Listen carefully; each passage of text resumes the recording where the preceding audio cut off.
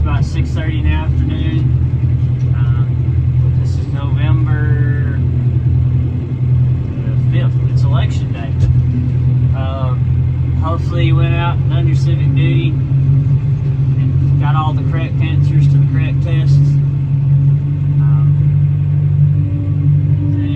I'm going to be like everybody else. This is one of those things is, I don't know, this election's probably one of the most important ones that we can have, and I'm not going to get into politics, but this election will go down for generations as one of the craziest times in the U.S.'s history. But that's neither here nor there. We're going to do some farming. I'm tired of hearing about politics. I'm glad it's going to be over with, hopefully by in the morning whenever we all wake up again. And at the end of the day, I'm not really worried about it. I am, but I'm not. Ain't nothing I can do about it. I'm just a dumb old mechanic farmer that don't know anything. So we're out here feeding cows. I've come in from work. Great, wonderful, great daylight savings time. We fell back an hour, so that puts all of the farm chores, feeding chores and stuff done in the dark. Roll that spear over where them cows won't hit it. You can see them cows scratching all over that bale hay. For whatever reason, cows just have to rub all over everything. Another Sunday afternoon, I rolled the bale out. I couldn't even get the bale rolled out, get the string cut off of it without them rolling it over top of me. So we're going to roll this bale of hay out, give these cows something to munch on. This is some of the last round bales of the season that we baled. And so it's one of those deals. We had 8 bales we brought back here to the home farm. So we're going to unroll this, let them eat it. Go back. We're going to work in the barn. I need to put the bush hog head on the mini excavator. I need to go bush hog for mom and dad at the end of the week if it don't rain just a whole lot. Get that done. It's their business. I'll probably film that. That'll just be something different. But either way, come in last night, got the baler blowed off the 575. It's ready to wash. I don't feel like washing stuff in the dark. So it's supposed to rain later in the week. We may wash equipment in the rain. We're gonna get wet anyways. We sold calves. The load of calves that you seen from last week, we got her checked yesterday. I have never in my life sold calves for what those calves brought. We had a couple groups of calves that broke. We averaged $2.40 a pound on those calves. We had 2 groups of calves that broke $3.50 a pound. Man, I wish Grandpa was still here. He would never believe that we're selling cows for over. He would never believe we sold cows for over $1 a pound. Later on, $3 a pound. Never in my wildest dreams would have dreamed ever seeing $3.50 on a weight calf at the market. I don't know. Don't get the wrong idea that you're gonna go out here and get rich in the cattle business either, because that's not gonna happen. You hear a lot of non-producers hear us talk about getting that kind of money out of cattle and stuff, but if you sat down and put in input costs of land, all your infrastructure, the cost of cattle, feed costs, equipment costs, your time and stuff, you're probably going to do good to break even in a commercial cow-calf operation. But like I've said before, I don't do it to make a living. I wish I could make a living doing it, but I can't. So let me jump out here, cut the strings off this hay, and then we'll roll this bale out and go back and see what else we can get into.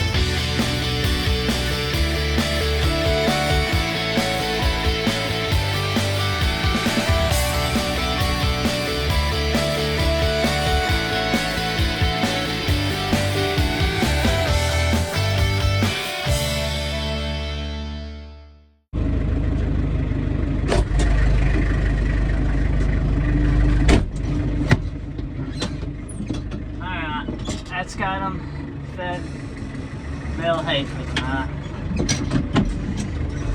We still got them on the 10-acre paddock where we put the ryegrass down. There's not a whole lot of grass left in this field, but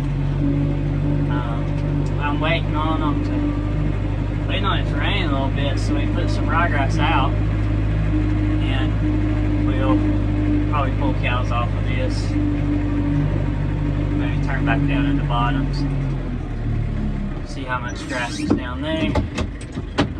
Let me get out and close these gates. Alright, so harvest season is pretty much over on the farm. Only thing we got left to do is to pick corn. Corn got killed by the frost a couple weeks ago, so it's still drying down. The cob and stuff is still pretty sappy. Actually, I need to work on the picker. Go ahead and hook it up to the tractor and make sure it's going to run out all right. I think we messed around and got an extra picker. Me and Bruce talked about it this weekend, was on the road some. And we're going to try to go ahead and maybe run that picker too, just to make sure if there's anything needs to be fixed on it, we can fix it. I don't know that we're going to shell any corn this year. We may pick it all on the ear, because I'm probably going to feed it a pretty good bit. After that, after harvest is done, we got several shop projects. We've actually got 2 engine builds. Both of them are stuff that was started pre-YouTube. So you're going there again. Like a lot of things, you're going to get brought in the middle of something. Sorry, it's just the way it's going to be. But we got one to do for Dad for his little 2240 that he's got. And then I have been restoring a 4240. We actually got I got the cab off of it. We got the bottom end of the engine put together. We're gonna go ahead and I'm gonna try to get that engine done by springtime. That's my goal, is to have it done by spring and by hay season. So you might see that. I got we went and picked up some new stuff Friday that we had bought. Got a couple projects coming up there. I'm going to do some teaser clips on the community page for that kind of stuff. Some stuff that's coming up that's going to be, one of them's just going to be a fun project. And I'm probably going to get accused of copying somebody whenever I post pictures of it when I get done with it. But I've been wanting to do this for a long time, and just lucked up and finally got to buy what the project's going to do. And so it's going to be a fun little project to do. So that's going to be a project. And then of course it'll be equipment maintenance time. And then probably we get some video. The last thing we got to do is plant ryegrass. But we got a bunch of equipment maintenance and stuff to do. So hopefully I won't get too bored there.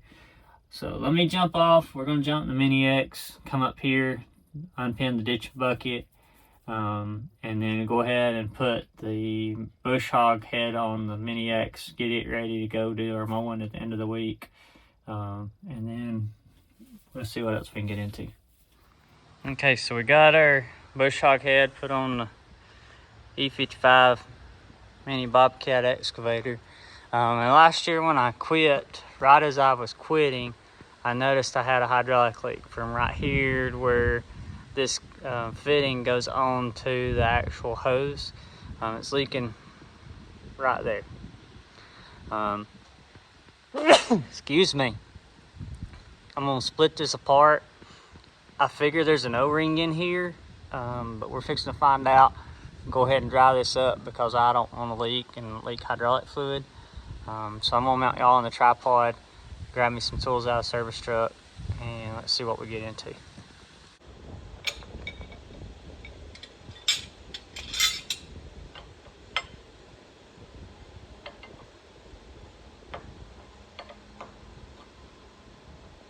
Inch and a quarter. Oh yeah. All right, before anybody panics, I have already bled the hydraulic pressure off. On these Bobcats, the way you do that is in the home screen where the button, it's actually, I think it's number 6. It'll be on the right hand side if you have the deluxe screen. This one's got the deluxe screen in it. And you press and hold that button with the machine off, key on, machine off, and then it does a bleed off, and then you're good to go. So I'm gonna go ahead, I think I'm gonna break that loose on there.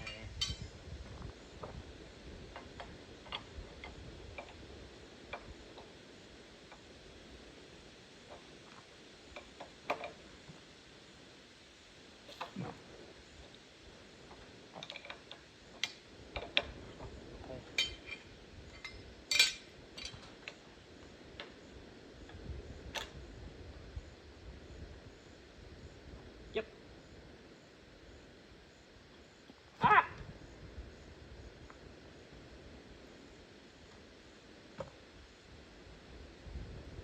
O-ring. You can see right there where she split.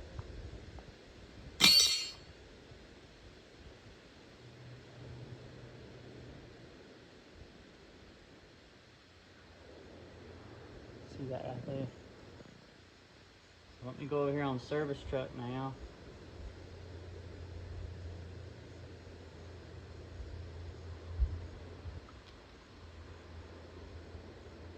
See if I can match one up.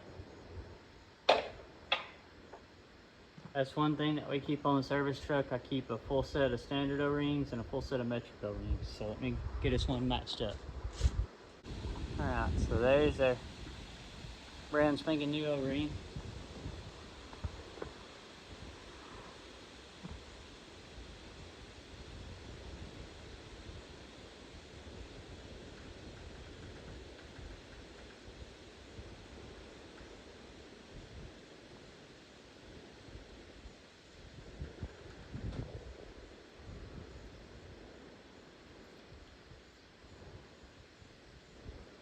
But like Woody, there's a snake in my boot. It ain't a snake. That's really cool.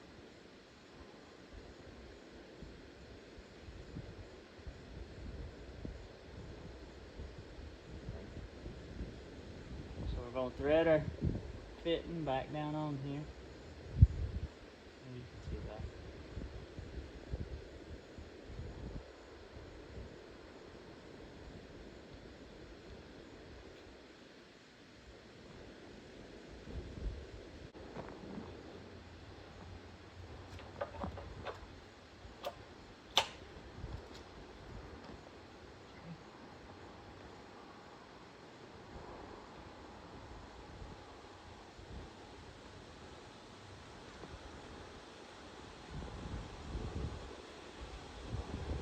Alright, let me test it and I'll let you know how it turned out.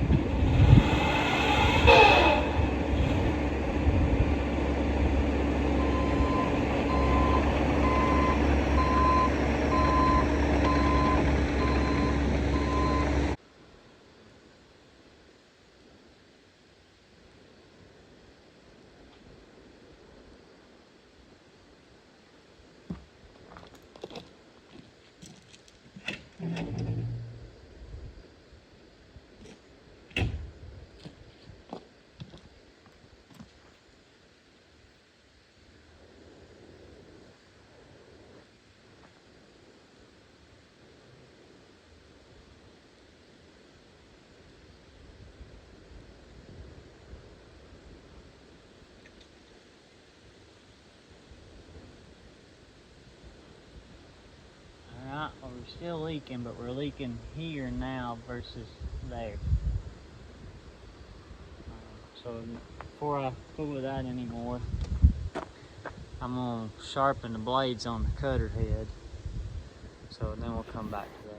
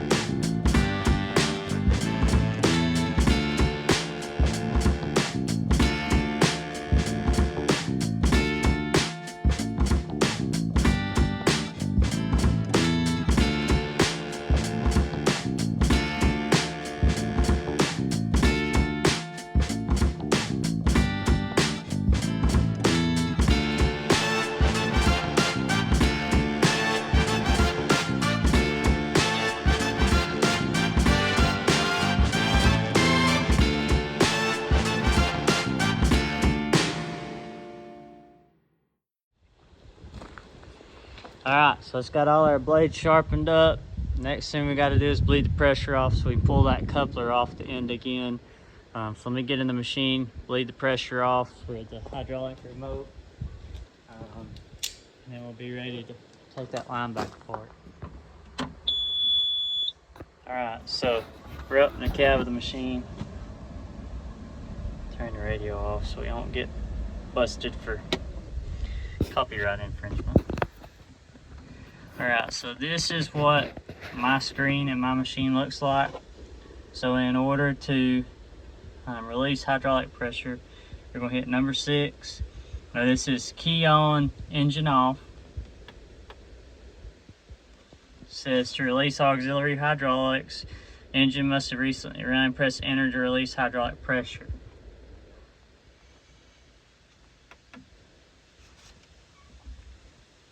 And you can actually hear the pressure release. It comes up and gives us the message. When it goes back to the home screen here, we're officially ready to go out here and uncouple. So now I'm gonna go back out here and break this hose back apart, turn the machine back off, and see what we got now.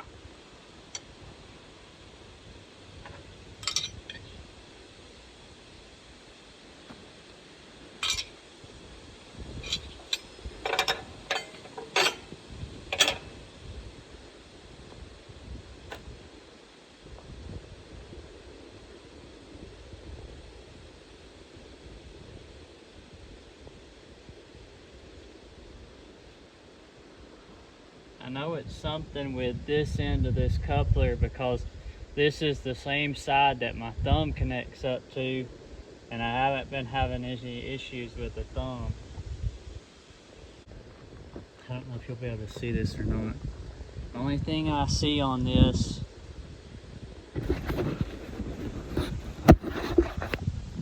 see if I can get you underneath the light just right.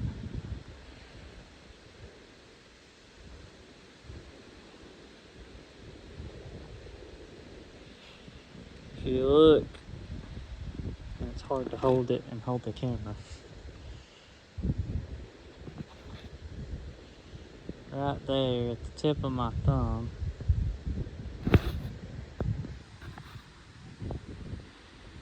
See those little worn indentions there?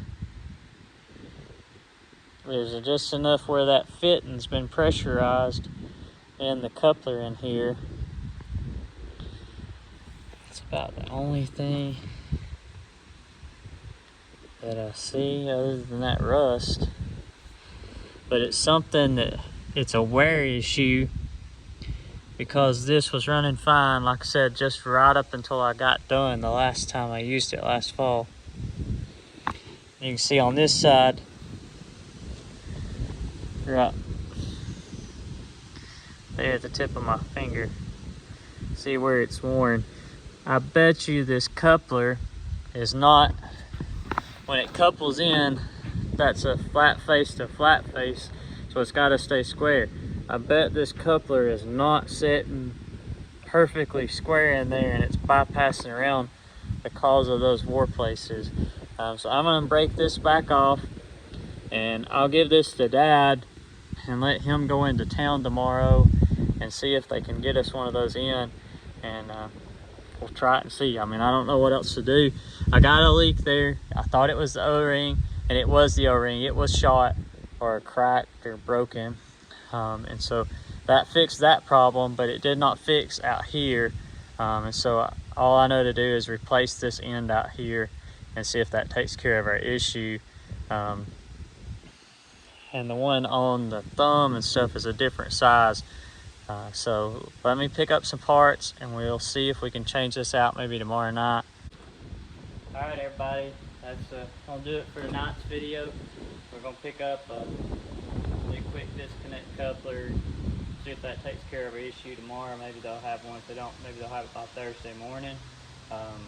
But if you're, don't forget to like and share the video if you liked it. If you don't like it, put it a thumbs down. It's okay. And if you're not a subscriber, we'd love for you to subscribe to the channel. So thanks for watching E&W Farms, and we'll catch you in the next video.